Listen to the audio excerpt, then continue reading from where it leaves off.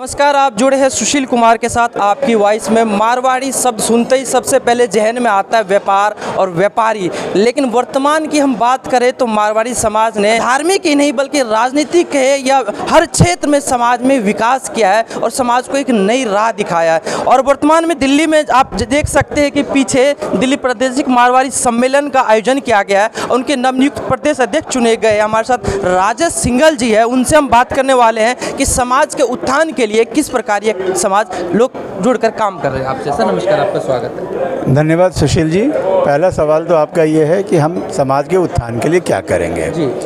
समाज के उत्थान के लिए कोई एक व्यक्ति और भी कुछ नहीं कर सकता।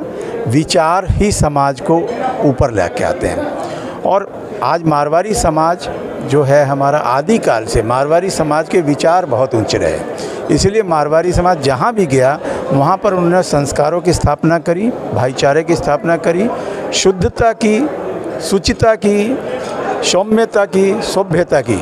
ये तो इनके संस्कारों में ही काफ़ी भरपूर मात्रा में होते हैं। तो ये क्या है कि कहीं पर भी ऐसी विपरीत समाज में भी जाने के बाद उन लोगों को मजबूर कर देते हैं अच्छे बनने के लिए। जब अब बिहार में चाहे बंगाल में ये सब जगहों पे जो है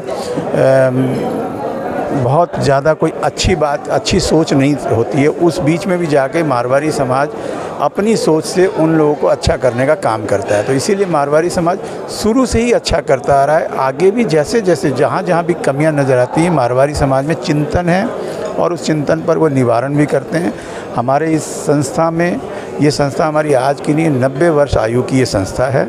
इसमें बहुत सारे लोग, बहुत से पुराने लोग, इस संस्था का जब निर्माण हुआ तो उसमें जो हमारे पुराने जो हमारे भामाशाह हैं, जो हमारे चिंतक हैं, हमारे पूर्वज हैं, उन लोगों ने हमें एक संकल्प दे रखा है, उन्होंने दिशा दे रखी है। विकास के लिए सिर्फ व्यापार ही नहीं, सांस्कृतिक विकास बहुत ज़रूरी है।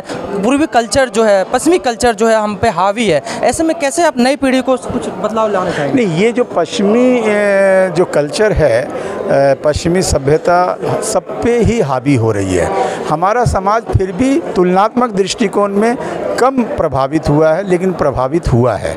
और हमारे यहाँ एक क्या है कि हमारा जो समाज है, हमारा परिवार, आप देखेंगे ज़्यादातर मारवाड़ी परिवार संगठित रहता है। संगठित होने के कारण जो है यहाँ पर दूसरी समाज से तुलनात्मक दृष्टिकोण में यहाँ पर हमें समस्याएं कम हैं, लेकिन समस्याएं घर करनी शुरू कर दी है। हमारे पवन गोयनका जी ने भी बहुत से ज्वलंत बातों, समाज के ज्वलंत मुद्दों को उठाया है। उस पर विचार करने की ज़रूरत है, उसका समाधान ढूंढने की ज़रूरत है, पहल करने की ज़रूरत है। समय समय पर हम लोग पहल भी करते हैं, उस पर कार्य भी करते हैं। परिणाम उत्तरोत्तर हमें अच्छा मिलेगा, ऐसी सोच के साथ हम इस पर निरंतर काम करेंगे।